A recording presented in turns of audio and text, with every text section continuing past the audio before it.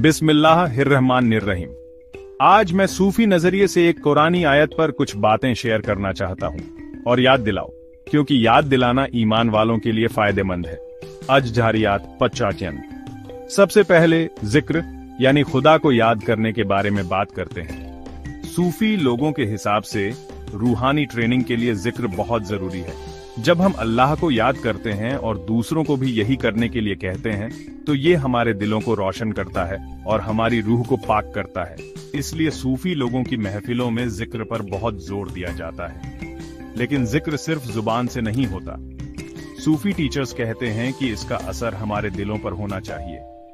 एक सच्चा गुरु या मुर्शिद अपने डिसाइपल्स के दिलों को एडवाइस और स्पिरिचुअल ट्रेनिंग से साफ करता है। मकसद ये है कि अल्लाह का नूर हमारे दिलों में बस जाए ताकि हम हमेशा उनकी याद में रहें। आयत में ये भी कहा गया है, याद दिलाना ईमान वालों के लिए फायदेमंद है। सूफी लोगों के लिए ये याद दिलाना सिर्फ एडवाइस देना नहीं है, ये अंदरूनी स्पिरिचुअल ट्रेनिंग है। एक मुर्शिद की मौजूदगी, नजर और उनके काम एक ईमान वाले की रूह पर गहरा असर डाल सकते हैं और उनकी स्पिरिचुअल ग्रोथ में मदद कर सकते हैं। सूफी टीचिंग्स में जिक्र की कई तरह की फॉर्म्स हैं, जैसे दिल में खामोशी से याद करना और जोर से पढ़ना। सूफी लोगों का मानना है कि बार बार जिक्र करने से दिल अल्लाह के नूर से रोशन होता है और बंदा अल्लाह के करीब आता है।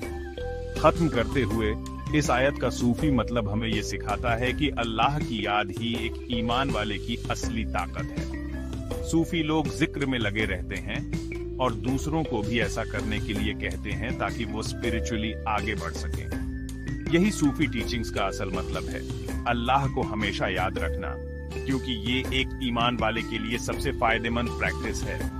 याद रखें, अल्लाह तक पहुंचने का रास्ता उनकी याद से होकर जाता है।